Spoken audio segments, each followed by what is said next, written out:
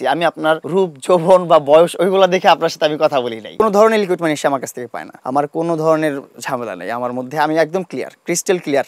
না না, কোনো ধরনের লিকুইড মানি সে আমার কাছ থেকে পায় না। সে যদি প্রমাণ করতে পারে, বললাম না, যে কোনো শাস্তিই মাথা পেতে নিব।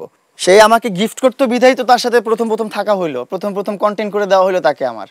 সে গিফট করতেছিল বলেই তো সে আমাকে এটা দিচ্ছে সেটা দিচ্ছে। আমার প্রথম বার্থডে, আমার তার সাথে পরিচয় হওয়ার প্রথম বার্থডেতে সে আমাকে একটা গাড়ি গিফট করলো 12 লাখ টাকা দিয়ে। একটা মানুষ 12 লাখ টাকা ইনভেস্ট করলো আমার পিছনে, তাকে তো অবশ্যই আমার একটু সময় দেওয়া উচিত। একটা সেলিব্রিটির কাছে একটা মানুষ কি চায়, একটা ফেমাস মানুষের কাছে একটা মানুষ কি চায়? তখন আমার 10 মিলিয়ন প্লাস ফলোয়ার্স।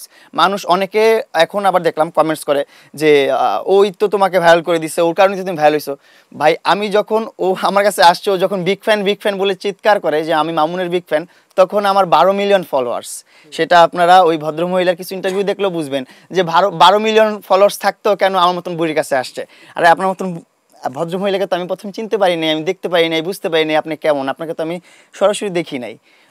আমি আপনার মনুষ্যত্বটা দেখছি। আমি আপনার রূপ, যৌবন বা বয়স ওইগুলো দেখে আপনার সাথে আমি কথা বলি নাই।